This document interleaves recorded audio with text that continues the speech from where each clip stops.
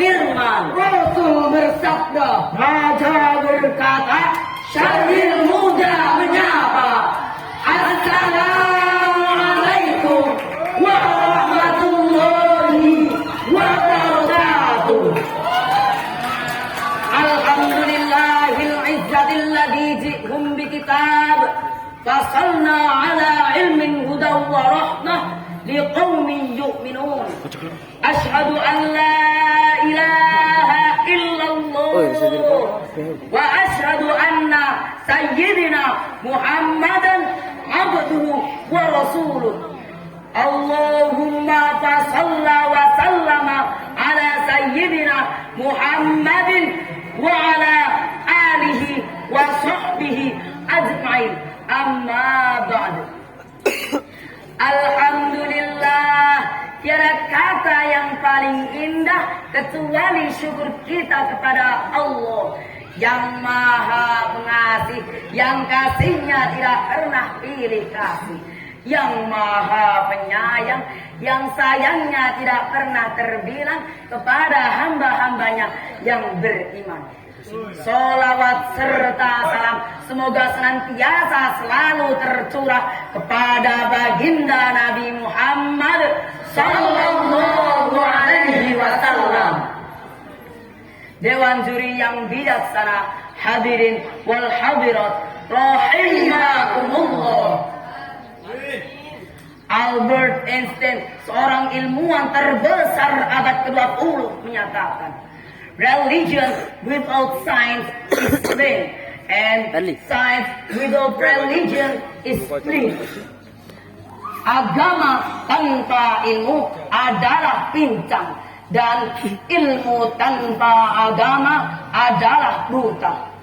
Kalimat ini menunjukkan bahwa agama tidak hanya mendorong studi ilmiah, tapi juga menjadikan riset ilmiah yang konklusif dan tepat guna.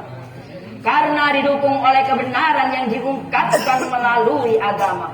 Alasannya adalah karena agama merupakan sumber tunggal yang menjadikan jawaban pasti dan akurat.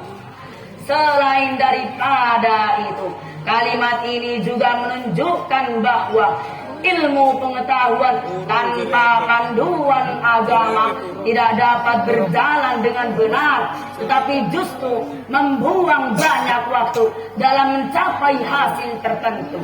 Atau lebih buruk lagi, seringkali tidak memperoleh bukti yang meyakinkan. Islam secara terminologi adalah agama yang diturunkan oleh Allah Subhanahu wa ta'ala kepada baginda Nabi Muhammad sallallahu alaihi wasallam melalui wasilah malaikat Jibril alaihi salam agar disiarkan kepada seluruh makhluk di dunia ini. Dan karena Islam merupakan ajaran yang ilmiah, maka Islam memiliki panduan yang sempurna, yakni Al-Quran. Said Nursi sebagai Renaissance of Islam menyatakan, Islam is the father of all the science and Al-Quran is the book of science. Islam adalah bapaknya seluruh ilmu pengetahuan dan Al-Quran adalah kitabnya ilmu pengetahuan. Oleh sebab itu, melalui penjelasan ini, maka pada kesempatan yang baik ini kami akan membahas tentang Al-Quran sebagai sumber ilmu pengetahuan dengan rujukan Al-Quran surah Ibrahim ayat 1. A'udzu billahi minasy syaithanir rajim. Bismillahirrahmanirrahim. Alif Lam Ra. Kitabun anzalnahu ilaika litukhrijan nas tuhridan nasa minaz zulumati ilan bi'izni rabbihim ila siratil azizil hamid. Aku berlindung kepada Allah dari godaan syaitan yang terkutuk dengan menyebut nama Allah yang Maha Pengasih lagi Maha Penyayang. Alif Lam Ra. Ini adalah kitab yang kami turunkan kepadamu Muhammad, supaya kamu mengeluarkan manusia dari gelap gulita kepada cahaya terang benderang atas izin Tuhan mereka menuju jalan Tuhan yang Maha Perkasa lagi Maha Terpuji. Hadirin wal hadirat rahimahumullah.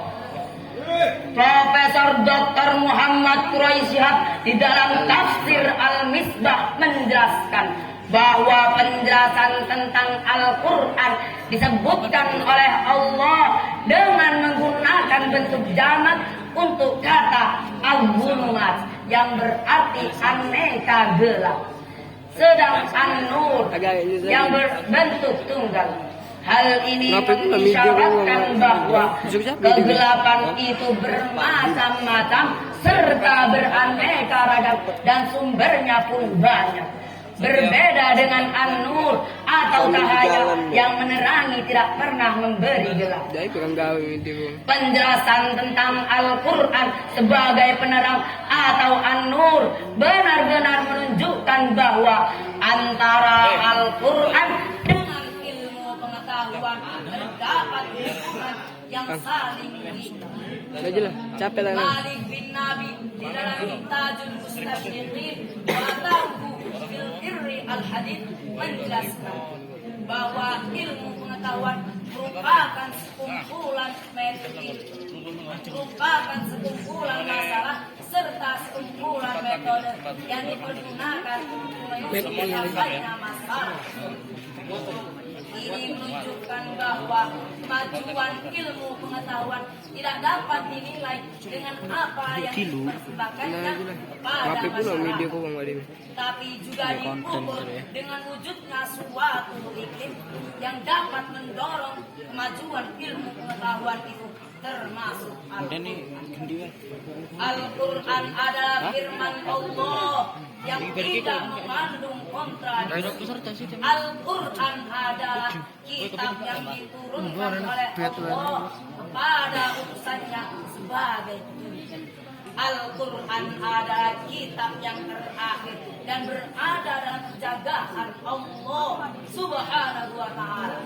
Oleh karena itu, saya akan berkembang cepat hanya apabila dituntun oleh Al-Quran dan mengambil kebenaran dari karena hanya dengan demikian saya mengikuti jalan Allah. Ketika jalan yang tangan diambil, maka para ilmuwan hanya menyia-nyiakan dan sumber daya.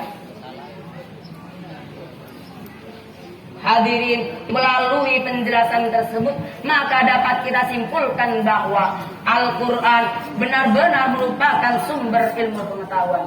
Hal ini juga dapat dilihat dari ditemukannya kata-kata ilmu dalam berbagai bentuknya di dalam Al-Quran yang terulang sebanyak 854 kali. Di samping itu, banyak pula ayat-ayat Al-Quran yang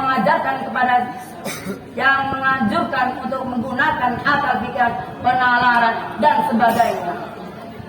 Untuk itu tiada yang lebih baik dituntut dari suatu kitab kecuali anjuran untuk berpikir, serta tidak menetapkan suatu ketetapan yang membatasinya menambah pengetahuan selama dan di mana saja ia kehendaki.